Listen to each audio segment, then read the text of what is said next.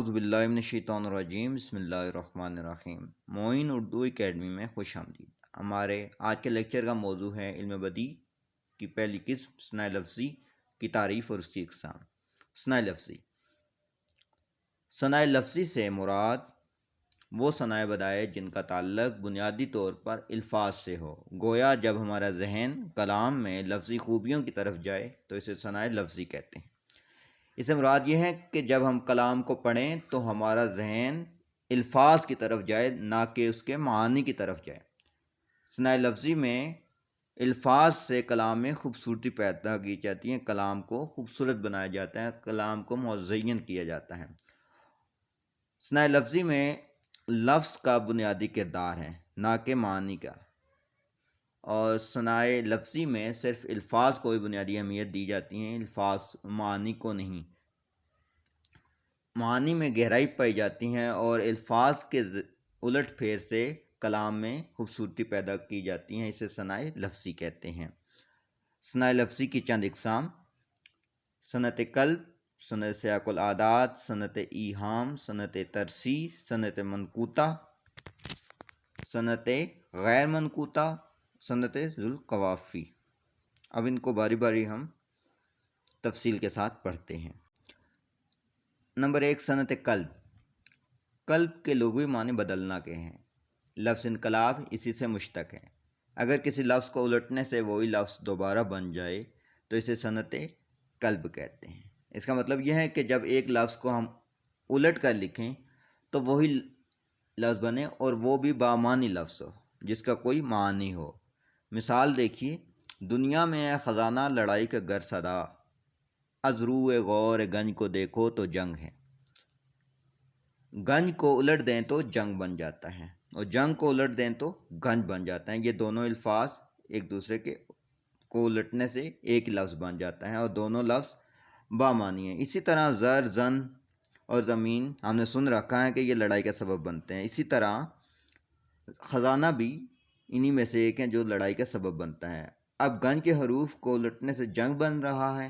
لفظ کو الٹ کر ایک اور بامعنی لفظ بنا لینا اور اسے بھی شعر میں استعمال کرنا صنعت قلب کہلاتا ہے۔ دوسری مثال دیکھیے: بارش شراب عرش ہے، یہ سوچ کے عدم بارش کے سب حروف کو الٹا کے پی گیا۔ بارش کو الٹ دیں تو شراب بن جاتا ہے، اور شاعر کہتا ہے کہ بارش کی طرح میں شراب پی گیا، اور شراب کو اگر الٹ دیں تو بارش بن جاتی ہے۔ صنعت سیاق العادات۔ اصطلاح میں کلام میں عادات کا ذکر کرنا سیاق العادات کہلاتا ہے۔ عادات عدد کی جمع ہے، مطلب کہ گنتی۔ مثال کے طور پر 1، 2، 3، 4، 5، 6، 7، 8، 9، 10 ہوئے، بس انشا بس۔ اس شعر میں 1 سے لے کر 10 تک گنتی بیان کی گئی ہے۔ اسی طرح دوسری مثال دیکھیے: تم سلامت رہو 1000 برس، ہر برس کے ہوں دن 50 برس۔ 1000 برس اور 50 برس صنعت سیاق العادات ہیں۔ صنعت ایہام۔ ایہام کے لغوی معنی وہم میں ڈالنا۔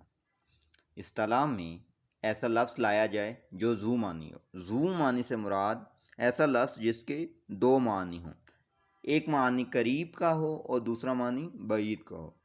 ایہام میں کسی مخفی قرینے کی بنا پر لفظ کے بعید معنی مراد لیے جاتے ہیں۔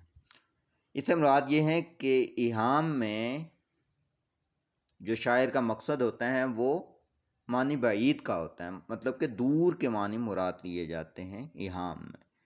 مثال دیکھیے: قول آبرو کا تھا کہ نہ جاؤں گا اس گلی۔ قول آبرو کا تھا نہ جاؤں گا اس گلی، ہو کر کے بے قرار دیکھو آج پھر گیا۔ آبرو کا جو لفظ ہے، اس کا جو لغوی معنی ہے عزت، وقار، آرزو وغیرہ کے ہیں، اور یہ شعر شاہ مبارک آبرو کا ہے۔ قاری کا پہلا دھیان عزت کی طرف جاتا ہے کہ اس شعر میں عزت، وقار کی بات کی جا رہی ہے، جبکہ اس شعر میں شاعر اپنا تخلص بیان کر رہا ہے۔ دوسرا شعر دیکھیے: ہجر میں گل گل کے آدھا ہو گیا، لے مسیحا اب میں موسیٰ ہو گیا۔ موسیٰ کا لفظ سن کر ذہن ہمارا فوری طور پر حضرت موسیٰ کی طرف جاتا ہے، لیکن منہ فارسی زبان کا لفظ ہے، منہ کا معنی بال اور سا حرف تشبیہ ہے۔ اگلی سند سند ترسی، یہ ایسی سند ہے جس میں شعر کے دونوں مصروں کے تمام ارکان باہم ہم وزن ہوں یا ایسے الفاظ جن کی آخری آوازیں ایک جیسی ہوں۔ سند ترسی سے مراد ایسی سند کہ جس کے دونوں شعر کے دونوں مصروں کے تمام ارکان باہم ہم وزن ہوں یا جو شعر کے آخر میں الفاظ آ رہے ہیں وہ ہم آواز ہوں، مثلاً کہ ہم قافیہ ہوں۔ مثال کے طور پر ہمت نے میری تجھے اڑایا، ہمت نے میری تجھے اڑایا، غفلت نے تیری مجھے چھڑایا۔ اس شعر میں اڑایا اور چھڑایا ہم آواز الفاظ ہیں، اس لیے یہ صنعت ترسی کی مثال ہے۔ صنعت منقوطہ، ایسا شعر یا ایسا کلام جس میں تمام الفاظ نقطہ دار استعمال ہوئے ہوں، یعنی شعر یا کلام میں ایسے الفاظ لانا جو سارے کے سارے نقطے والے ہوں، بغیر نقطے کے کوئی الفاظ استعمال نہ ہوا ہو۔ مثال کے طور پر نے تیغ نے شفیع بچے نے تیغ زن بچے، نے تیغ نے شفیع بچے نے تیغ زن بچے، بینی بچی نے چین جبین زکن بچے۔ اس شعر میں ایسا کوئی بھی لفظ استعمال نہیں ہوا جو بغیر نقطے کے ہو۔ ایسے شعر کو یا ایسے کلام کو صنعت منقوطہ کہتے ہیں۔ صنعت غیر منقوطہ، صنعت غیر منقوطہ صنعت منقوطہ کی متضاد ہے۔ ایسا شعر یا ایسا کلام جس میں کوئی بھی لفظ نقطے والا استعمال نہ ہوا ہو، مطلب کہ ایسا شعر جس میں کوئی بھی لفظ نقطے والا استعمال نہ ہو، بغیر نقطے کے سارے الفاظ استعمال ہو۔ مثال کے طور پر اور کسی کا آسرا ہو، سر گرو اس راہ کا، آسرا اللہ اور آل رسول کا۔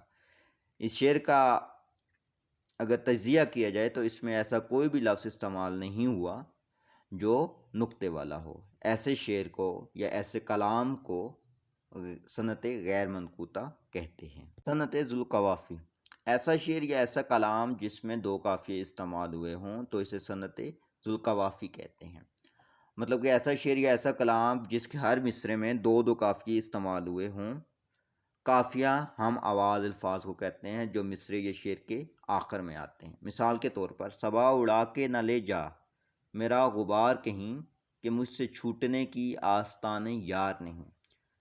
پہلے مصرے میں غبار اور دوسرے مصرے میں یار ہم قافیہ ہیں، اور دوسرا قافیہ پہلے مصرے میں کہیں اور دوسرے میں نہیں ہیں۔ مطلب یہ کہ اس شعر میں دو دو قافیے استعمال ہوئے ہیں، غبار اور یار اور کہیں اور نہیں۔ امید کرتا ہوں آپ کو ثناء لفظی اور اس کی اقسام کی بخوبی سمجھ آئی ہوگی۔ ملتے ہیں اگلی ویڈیو میں، تب تک کے لیے خدا حافظ۔